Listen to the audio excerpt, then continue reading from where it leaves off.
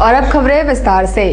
मूल रैयतों की अनदेखी और अवैध बस्तियों को मालिकाना हक देने के विरोध में रैयतों और विस्थापितों के बैठक में आंदोलन की रूपरेखा तैयार की गई। निर्मल गेस्ट हाउस में आयोजित संवाददाता सम्मेलन में रैयतों और मूलवासियों ने 86 बस्तियों को मालिकाना हक दिए जाने का विरोध किया और कहा कि मूल रैयतों को नजरअंदाज किया जा रहा है, इससे वे 3 मार्च का बहिष्कार भी कर सकते हैं। उनका नेतृत्व हरमोहन महतो कर रहे थे। आज के जो संवाददाता सम्मेलन हम लोग बुलाए हैं, ये मूल रैयत जो है, जो टाटा कंपनी में विस्थापित प्रभावित लोगों की बैठक हो रही है, उसी संदर्भ में आज प्रेस से भी हम लोग मिलने का निर्णय लिए थे। हम लोग का कहना है कि आज जो है एक 56 से 40 साल का लीज टाटा कंपनी ने बिहार सरकार से लिया था, वो आपका 1995 में खत्म हो गया। संजोग से 5 साल तक बिहार सरकार के साथ टाटा कंपनी भी किसी भी तरह का लीज समझौता नहीं किया। इसी बीच 2000 में झारखंड का निर्माण हुआ, तो 2000 में झारखंड निर्माण के बाद 2005 में अर्जुन मुंडा की सरकार के साथ टाटा का लीज नवीनीकरण हुई। लीज नवीनीकरण के समय टाटा कंपनी जो है शेड्यूल 4, शेड्यूल 5, जो उसका अस्पताल, बाजार, स्कूल और जो शेड्यूल 1 का जमीन जो जिसमें कंपनी स्थापित है, उसको छोड़ के बाकी जितना वैकेंट जो जमीन है उसको जो है वो टाटा लीज से उसको बाहर कर दिया। आप जैसे क्या ऐसे कारण बना कि लीज से बाहर करने के बाद फिर उसको जो है सब लीज में देने की बात हो रही है। हमको लग रहा है कहीं ना कहीं जो मूल रैयत का जमीन जो लीज से बाहर किया गया था, पुनः उसको जो है लीज में लेके और जो है जो अवैध रूप से बसा हुआ 86 बस्ती के लोग उसको जो है मालिकाना देने की बात कर रहा है।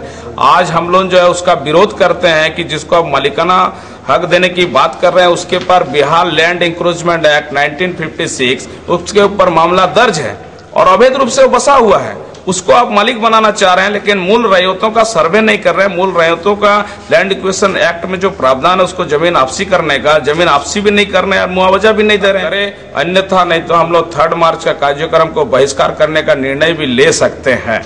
11 माह से वेतन की आस में रहे एमजीएम के होमगार्ड जवानों ने काला बिल्ला लगाकर काम किया।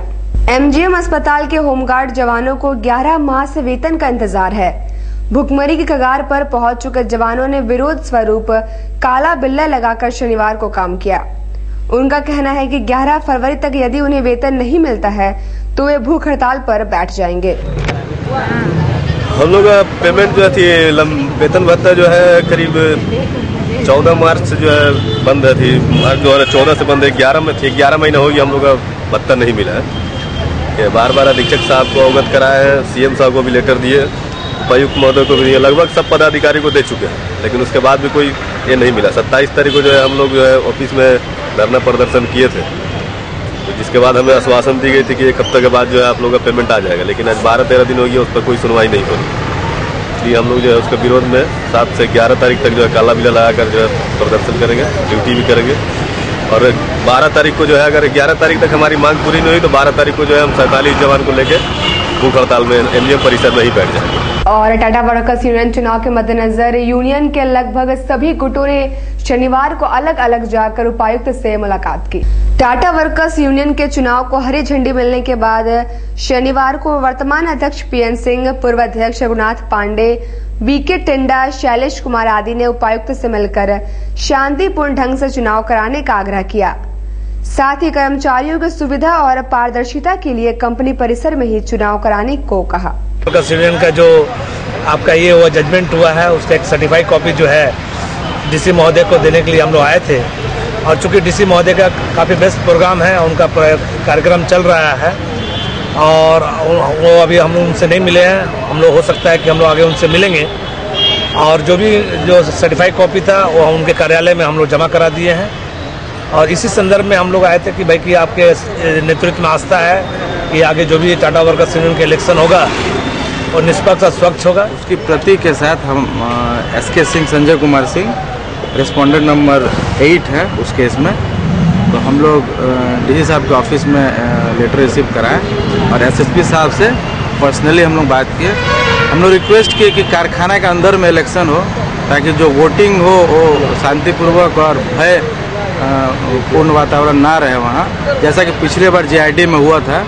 और जिसके चलते कि जो एम्प्लॉय को भी बाहर आके वोट देने में परेशानी, और जो नए कमेटी मेंबर जीते उनको भी बाहरी लोगों का एक दबाव महसूस नहीं हो।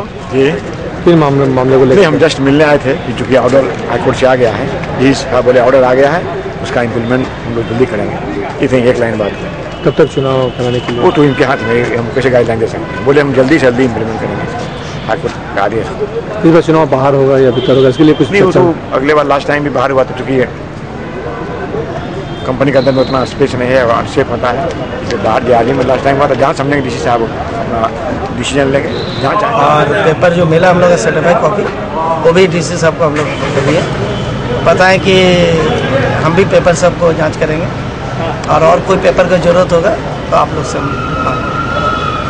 और हमारे पास भी, हम लोग का पास भी जितना पेपर है वो सब पेपर को भी हम लोग स्टडी करके हम इलेक्शन कराएंगे। शनिवार को युवाओं ने रोज डे मनाया। इस दिन एक दूसरे को गुलाब भेंट की जाती है और प्रेम और सद्भावना उसके जरिए प्रकट की जाती है। वैलेंटाइन डे से ठीक पहले रोज डे मनाने का प्रचलन है। पश्चिमी सभ्यता को अपनाने की होड़ में युवा वर्ग में रोज डे का काफी महत्व बढ़ गया है।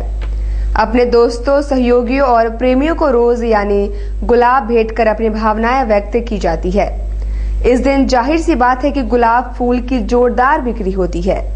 गुलाब की मांग बढ़ते ही पुष्प विक्रेताओं ने चांदी हो गई। फ्रेंड्स के साथ, किसी के साथ भी सेलिब्रेट कर सकते हैं, जरूरी नहीं है कि एक बॉयफ्रेंड होना जरूरी है, अदरवाइज कुछ भी। तो रोज आप सेलिब्रेट कर रहे हो? हाँ, अपने फ्रेंड्स के साथ सेलिब्रेट कर रहे हैं। अगर हम किसी को मानते हैं, अगर फ्रेंड ही मानते हैं, अगर आप मम्मी पापा को भी मानते हैं, रिस्पेक्ट करते, तो हर दिन वो चीज करो। हर दिन अगर हम अपने फ्रेंड के साथ होटल भी जाते तो 1 रुपए के लिए लड़ाई कर देते हैं, और आज के दिन 45 रुपए के रोज देंगे। आई थिंक रोज डे होना चाहिए, बिकॉज देखिए एक दूसरे से हर कोई प्यार करता है, रिलेशन हो, माँ पापा हो, कुछ भी हो, पर हर दिन हर किसी के पास टाइम नहीं होता है अपना प्यार को जाहिर करने का। तो एक पर्टिकुलर डे होता है, उस दिन में हम लोग ये कर सकते हैं कि हाँ, उस चीज को हम लोग अपना जाहिर कर सकते हैं, दिखा सकते हैं, इजहार कर सकते हैं। बस दैट्स इट। तो आई थिंक होना चाहिए, इट्स अ गुड थिंग, होना चाहिए। एक कहावत है, मानो तो देव नहीं तो पत्थर। हर हर गुट्टू में एक पपीते के अंदर दिए की आकृति के निकलते ही लोग ईश्वर मानकर उसकी पूजा अर्चना में जुट गए हैं। इसे आस्था कहे या धर्मांधता या फिर अंधविश्वास, पर कण कण में भगवान होता है। मानकर लोग हर उस चीज को ईश्वर से जोड़ देते हैं जो थोड़ा अनयूजुअल लगता है। हर हर गुट्टू में दीपक कुमार ने अपने बागान से पपीता तोड़ा तो उसे काटने पर भीतर से दिए की आकृति निकली। फिर क्या था, खबर फैलने लगी और लोग जुटने लगे। कुछ तो इसे साक्षात ईश्वर की देन मानकर पूजा अर्चना में जुट गए। खासकर महिलाओं ने इसे ईश्वरीय चमत्कार मान रही हैं। हमारे दर्शक इसे क्या मानते हैं ये उन पर निर्भर है, पर हम तो सिर्फ यही कहेंगे कि दीपक के घर पर दीपक आया। उसके बाद में सब कोई देख रहे हैं, बोलते हैं कि गुरुजी दिए हैं दिया दीपक, एक महिमा था भगवान का, इसीलिए आपको दिए हैं दीपक का। हाथ में दीपक आया बोल के सब कोई प्रार्थना कर रहा है, आके चढ़ा रहा है। मेरा दीपक का हाथों से निकला। कौन है आपका? वो मेरा लड़का है, छोटा लड़का। हाँ। तो क्या मानते हैं आप लोग? आप उसको हम देवी चाहे देवता मानते हैं, जो भी रूप में है, देवी हो या देवता है, तो उसको हम मान रहे हैं अभी।